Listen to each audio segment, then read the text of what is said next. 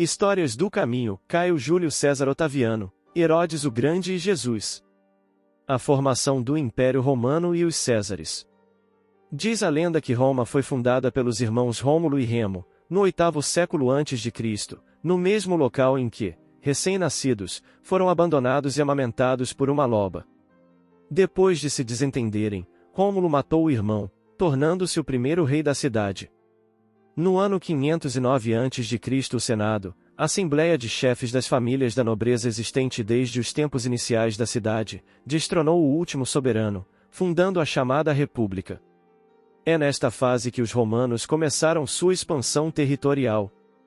Unificaram a Itália, entraram em guerra com Cartago e saíram vencedores, dominaram Espanha, a atual Espanha, Gália, a atual França, Macedônia, Grécia, Ásia Menor, Síria, Palestina e etc. Os dominadores, filhos da mãe loba, acreditavam sinceramente que os deuses tinham lhes dado a missão distinta. Como narra Virgílio, na Eneida, o inesquecível poema: Tu, romano, cuida o mundo em reger. Terás por artes a paz e a lei ditar, e os povos todos poupar submissos, debelar soberbos. Virgílio. Observemos a inolvidável obra, há 2000 anos. Nem foi para outra coisa que os deuses nos colocaram nas culminâncias sociais, de modo a ensinarmos aos mais ignorantes e mais fracos as tradições da nossa superioridade espiritual, em face de todas as penosas eventualidades da vida e do destino. E seguindo o curso da história humana, prosseguimos com nossos estudos. Apesar de ter se tornado uma potência já no 2º século a.C., Roma passou por uma crise interna grave. O assassinato dos irmãos Tibério e Caio Graco, a revolta de Espartacus, a conspiração de Catilina, a luta entre Júlio César e Pompeu e, por fim, as disputas entre Marco Antônio e o filho adotivo do próprio César, Augusto. Vencedor, este promoveu uma série de mudanças políticas, sociais e econômicas, no que os historiadores posteriores reconheceram como o início do Império. Depois de um século de mortes, todos ansiavam pela paz e pela ordem e Augusto surgiu exatamente como um soberano capaz de trazer luz, não só a seus pares, como também aos súditos do Império.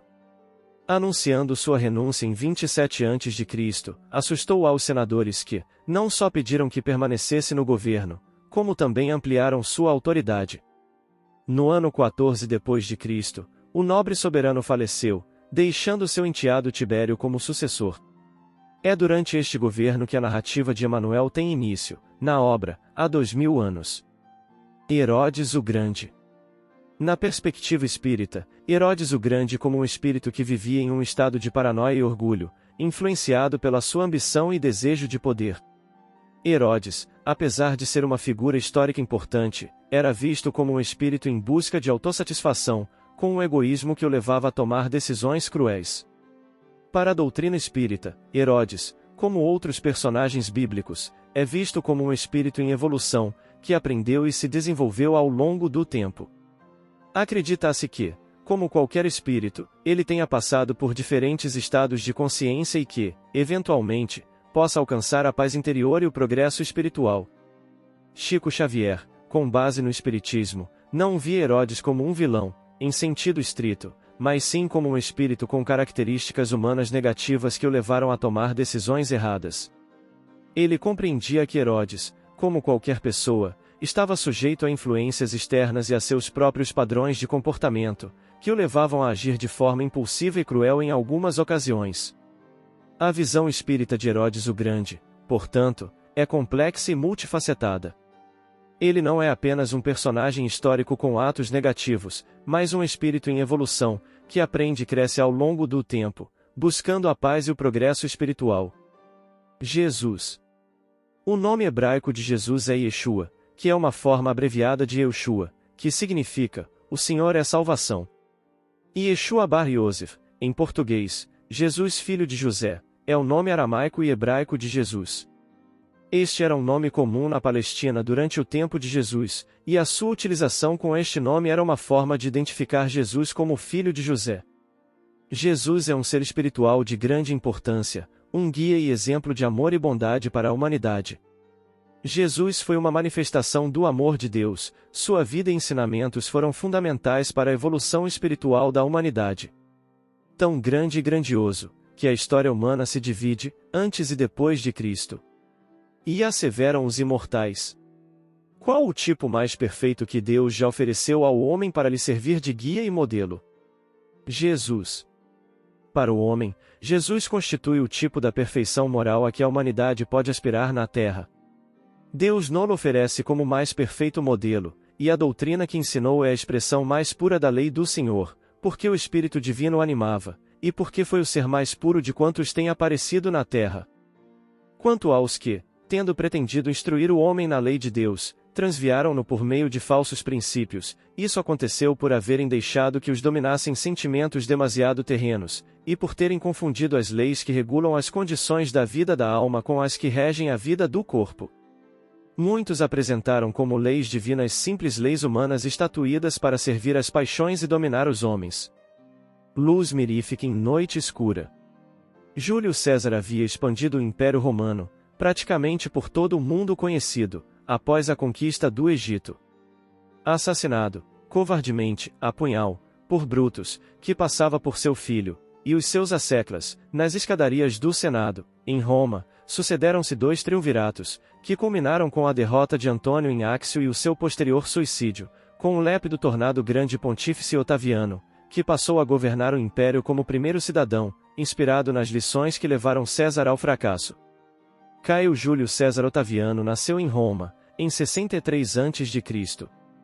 Era filho de um agiota de Viletri, e quando contava 19 anos, morreu César, seu tio-avô e pai adotivo. Embora sua aparência de fragilidade, era portador de temperamento forte e valoroso, de grande ambição política, havendo participado do segundo triunvirato que, em companhia de Antônio e Lépido, venceram os adversários em sucessivas batalhas que se encerraram em Filipos.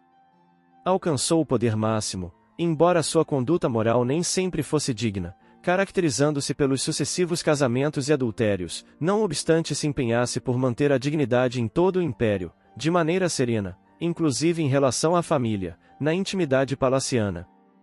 Conseguiu a pacificação em todo o território que governava, na Espanha, nos Alpes, e anexou a Galícia e a Judéia. Propondo as bases do governo imperial, criou organizações administrativas, reergueu as finanças e propiciou um período de paz como anteriormente raras vezes acontecerá. Recebendo a cooperação de mecenas, foi protetor das artes e da cultura, havendo estimulado escritores e poetas como Virgílio, Horácio, Tito Livio, Ovídio, e, mais tarde, porque não tivesse filhos, adotou Tibério, filho de Lívia, sua segunda mulher, que posteriormente se tornaria também imperador de Roma. Realmente, a paz romana reinou na terra, porque, nesse período, não renasceram os generais belicosos, mas antes os artistas e os pensadores que adornaram a capital e engrandeceram o mundo romano com os seus valiosos tesouros de beleza e de sabedoria. Quando morreu, em Nola, no ano 14 depois de Cristo, foi divinizado pelo Senado, que lhe concedeu o título de Augusto, associando o seu culto ao de Roma, celebrado em toda parte.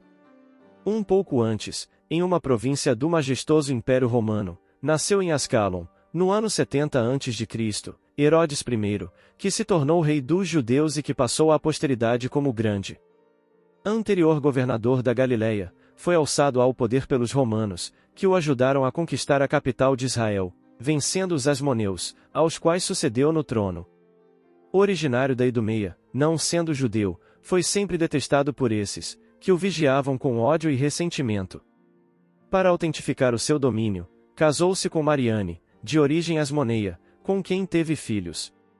Astuto e perverso até o ponto de ser tido como desumano, após consolidar a posição e reinar arbitrariamente, mandou matar a mulher, sob suspeitas infundadas de infidelidade, logo após, mandando fazer o mesmo a Hircano II e aos descendentes dos asmoneus, com medo que eles retomassem o trono.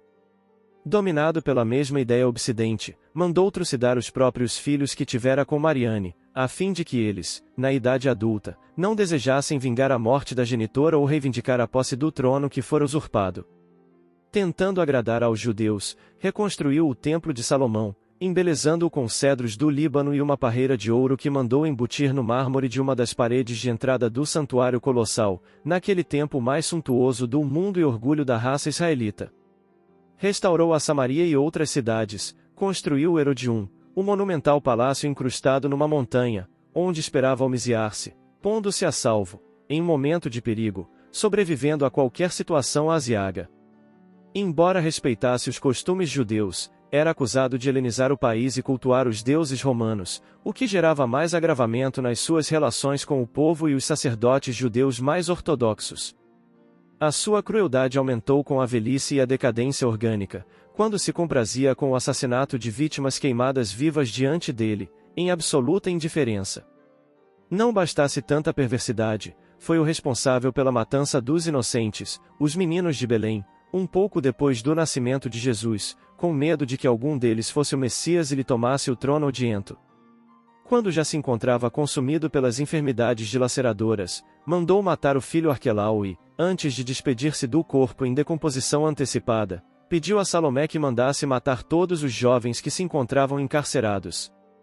Espúrio e sem qualquer princípio, governou sob a tutela de Augusto, a quem presenteava periodicamente com verdadeiras fortunas, para ter os seus crimes hediondos suportados, o que conseguiu a peso de ouro, inclusive fazendo doações vultosas ao povo de Roma para os seus divertimentos insensatos, enquanto no seu reino a miséria se estendesse, especialmente nas classes pobres, as menos favorecidas.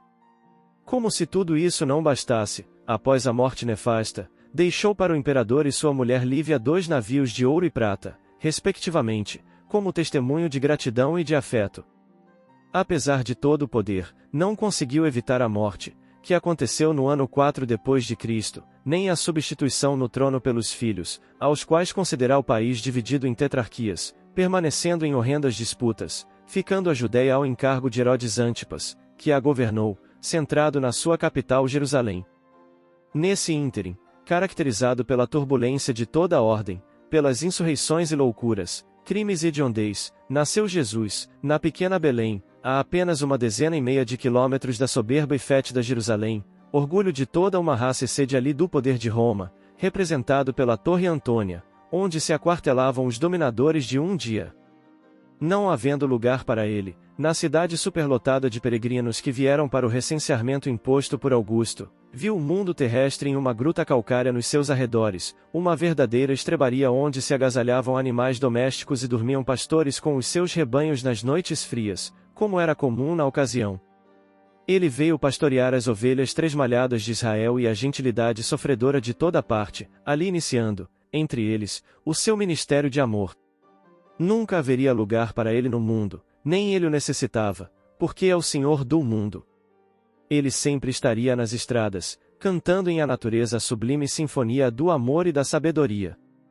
Raramente dormia 2 noites na mesma casa, exceto quando, no outono e no inverno, se encontrava em Cafarnaum, na inolvidável Galiléia, utilizando-se do lar de Simão Bar-Jonas. Pedro, o pescador. Jesus é a luz mirífica a alumiar a densa noite da história, abrindo clarão especial nas brenhas da humanidade em favor do seu futuro.